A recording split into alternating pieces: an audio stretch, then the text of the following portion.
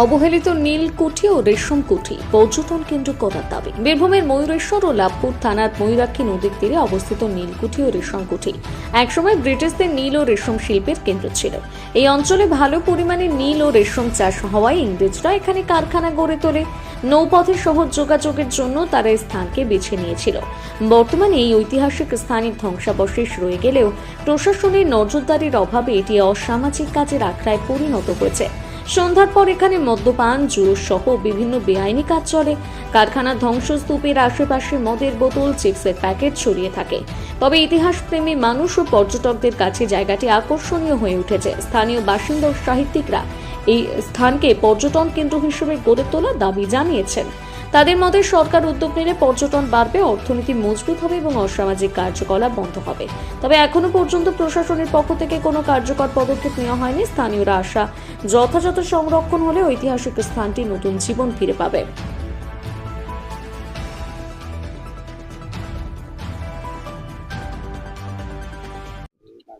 দাদা, এখানে এটা তো একটা বিরাট একটা ইতিহাস জড়িত আছে। এখন ইতিহাস কি এরকম অবস্থায় পড়ে আছে? এখন আর কেউ সেরকম ভাবে আর দেখভাল করে না। হ্যাঁ, ও আসে মানুষ দু চারটে দেখে, ঘুরে যায়, এই আর কি। আর তো আগেকার মতন কিছু নাই এখন। হ্যাঁ, আগে রমরমা ছিল এখানে, একটা নাম করা জায়গা ছিল। এই জায়গাটা কিন্তু এখন খারাপ হয়ে গেছে। হুম, আচ্ছা, মানে এখানে ইংরেজদের আমল থেকে মানে এই কুটি। মানে এখন কিরকম অবস্থায় পড়ে রয়েছে ঘর বা ঘর বাড়িগুলো এখন সব ভাঙচুর হয়ে গেছে, ওরা ছাড়িয়ে ছুড়িয়ে নিয়ে গেছে, মালিকানা সব হয়ে গেছে এখন। মানে এখন মালিকানা হয়ে গেছে? হ্যাঁ, এখন মালিকানা আছে। মানে এই যে জঙ্গল পড়ে থাকে বা জঙ্গল হয়ে আছে, কোনো রকম খারাপ কাজ বা এরকম কিছু নজরে পড়ে আপনাদের? না, ওরকম কিছু তো পড়ে না। পড়ে? না, মানে কি চাইছেন যে এটা একটা কি করা হলে আপনাদের সুবিধা? বাগান এবার সুবিধা অসুবিধা সে তো মালিকদের উপরে ইয়ে হচ্ছে না। এবার মালিকরা যা করতে চাইবে তাই হবে। এখানে এমন কিছু ভালো জায়গা, জায়গা তো খারাপ না, ভালো জায়গা।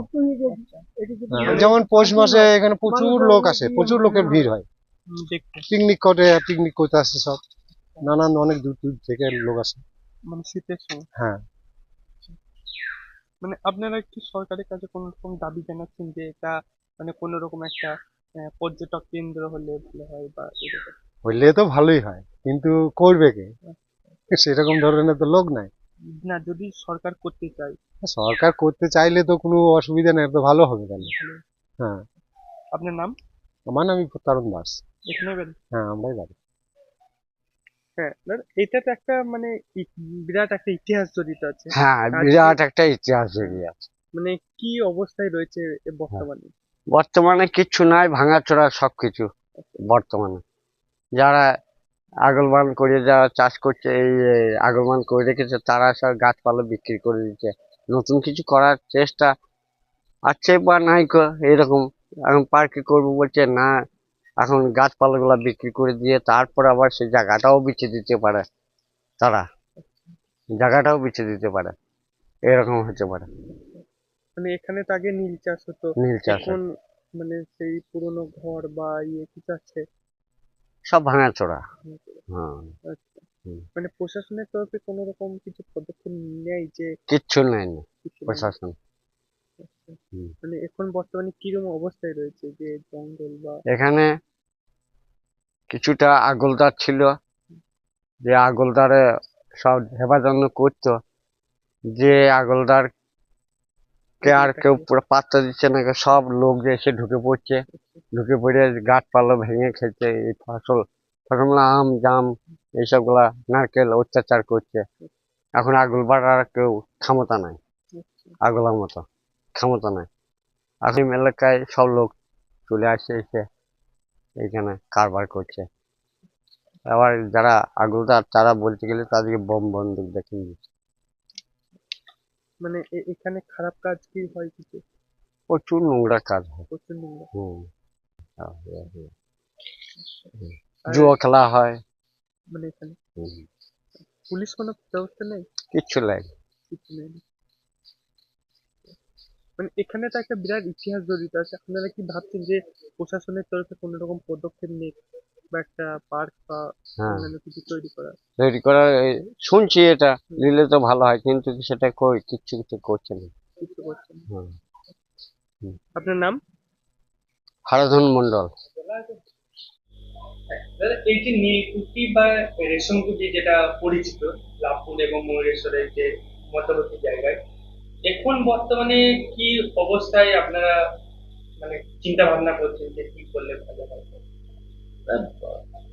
প্রথমত এটা আমাদের চিন্তা ভাবনার উপর নির্ভর করছে না। আরেকটা বিষয় বলি যে এটা আহ, আমরা পরিচিত বা মানুষ বলে, স্থানীয় মানুষ, যে এটা নীলকুঠি, কিন্তু আসলে এটা রেশম কুঠি। তো এই রেশম কুঠিটা পরবর্তীকালে ব্যক্তিগত মালিকানা অধীন একটি সম্পত্তি হয়ে আছে, এখনো এটা ব্যক্তিগত মালিকানাধীন। কিন্তু এর ভিতরে যে গাছগাছালি আছে, খুব মানে বৈচিত্র্যময় গাছ আছে, এমন বহু গাছ আছে যা শুধু ওখানেই আছে, আর আপনি কোথাও খুঁজে পাবেন না। এবার ওই জায়গাটায় একটা সময়ে পিকনিক করতো, আরেকটু পরিষ্কার পরিচ্ছন্ন ছিল, মানুষ ঘুরতে যেত, বেড়াতে যেত। আমার খুব মনে আছে যে স্কাউটের একটা টিম এসেছিল, তাদেরকে নিয়ে ওই গোটা জায়গাটা ঘুরিয়ে দেখিয়েছিলাম। মানে আমাদের ঘুরে দেখার একটা জায়গা ছিল এই রেশম কুঠিটি। কিন্তু বর্তমানে যা অবস্থা, যে ভগ্নস্তূপে পরিণত হয়েছে, তাতে ওখানে ওইভাবে তো আর পুরো খোলামেলা, আপনারা নিজেরাও দেখছেন যে ওখানে আর আপনি পুরো জায়গাটা ঘুরতে পারবেন না। আবার এই মুহূর্তে আমাদেরও কিছু করার নেই, কারণ ওটা তো একটা ব্যক্তিগত মালিকানাধীন সম্পত্তি। তো আমার মনে হয় যে সরকার যদি এগিয়ে আসে, প্রশাসন যদি এগিয়ে আসে, এবং যাদের প্রপার্টি, তারা যদি এক্ষেত্রে একটু আগ্রহী হয়, অগ্রণী ভূমিকা নেন, তাহলে ওখানে একটা পর্যটন ক্ষেত্র তৈরি হতে পারে। এবং ময়ূরাক্ষী নদীর ধারে আপনি যদি দেখেন, ওখানে এখনো ময়ূরাক্ষীর ঘাটের ভগ্নস্তূপ আছে। মানে ওখানে কিন্তু একটা বিরাট ঘাট ছিল, সেই ঘাটটা যদি বাঁধানো যায়, নতুন করে করা যায়, এবং বসার জায়গা তৈরি করা, সৌন্দর্যায়ন করা, তাহলে আপনাকে মাথায় রাখতে হবে যে একদিকে ময়ূরেশ্বর ব্লক, একদিকে লাভপুর ব্লক, আবার একদিকে মুর্শিদাবাদ জেলা, একদিকে বীরভূম জেলা। এই দুটি জেলার একটা সন্ধি স্থল হচ্ছে আমাদের এই রেশম কুঠিটি। তো যদি ওখানে সৌন্দর্যায়ন করা হয়, তাহলে পর্যটকদের গুণে, পর্যটকদের আসার ফলে ওই অঞ্চলের অর্থনীতি পরিবর্তন হয়ে যাবে, ওই অঞ্চলটা একটা বাড়তি গুরুত্বপূর্ণ স্থান হয়ে যাবে আমাদের বীরভূম জেলার। ওটা একটা বিরাট ঐতিহাসিক জায়গা, কিন্তু সেখানে দেখা যাচ্ছে যে বিভিন্ন অসামাজিক কাজ, মদের বোতল, এই সমস্ত জিনিস সব পড়ে রয়েছে এবং রাত্রের অন্ধকারে অসামাজিক কাজ চলছে। এই বিষয়টা নিয়ে কি বলবেন? এটা তো খুব দুর্ভাগ্যজনক, কারণ অসামাজিক কাজ যারা করবে, তাদের তো টার্গেটই হবে তারা কোথায় যাবে। তারা এমন একটা জায়গায় যাবে যেখানে মানুষ যায় না। তো স্বাভাবিকভাবেই ওই কুঠিটা এমন একটা অবস্থায় পরিণত হয়েছে যে ওটা অসামাজিক আড্ডা ক্ষেত্র হওয়াটাই খুব স্বাভাবিক। তো সেই ক্ষেত্রে আহ, এটা এটা একটা সমস্যার দিকও বটে আমাদের, যে একটা একটা জায়গা যেটা ঐতিহাসিক জায়গা, যার একটা নিজস্ব ঐতিহ্য আছে, সেটা অসামাজিক জায়গা পরিণত হয়ে যাচ্ছে। তো এবং সেটা ওই অঞ্চলে নিশ্চয়ই তার প্রভাব পড়ছে, কুপ্রভাবটা পড়ছে। তো সেই কারণে একজন সংস্কৃতি কর্মী হিসাবে এটাই আমারও অনুরোধ থাকলো প্রশাসনের কাছে এবং যাদের সম্পত্তি তাদের কাছে, যে আপনারা এগিয়ে আসুন এবং এটার যাতে একটা সুস্থ ব্যবস্থাপনা হয়, মানুষ যাতে যেতে পারে, দেখতে পারে। বীরভূমের ইতিহাসের অন্যতম একটি ক্ষেত্র, সেই ক্ষেত্র পর্যটন করতে পারে, ছাত্রছাত্রীরা আসতে পারে। তো তার ফলে ওই জায়গাটা যেটা এখন এইরকম অবস্থায় আছে, পুরো উল্টো হয়ে যাবে, একটা সমৃদ্ধ ক্ষেত্র হবে, মানুষের পরিদর্শনের একটা বিরাট জায়গা হয়ে উঠতে পারে। মানে বীরভূমের বুকে একটা নতুন করে ইতিহাস একটা। একদম, ওটা তো বীরভূমের ইতিহাসের একটা গুরুত্বপূর্ণ স্থান, সেই ইতিহাসটাকে মানুষের সামনে আবার মেলে ধরা যেতে পারে। আপনার নাম? উজ্জ্বল মুখোপাধ্যায়, নির্দেশক, বীরভূম সংস্কৃতি বাহিনী।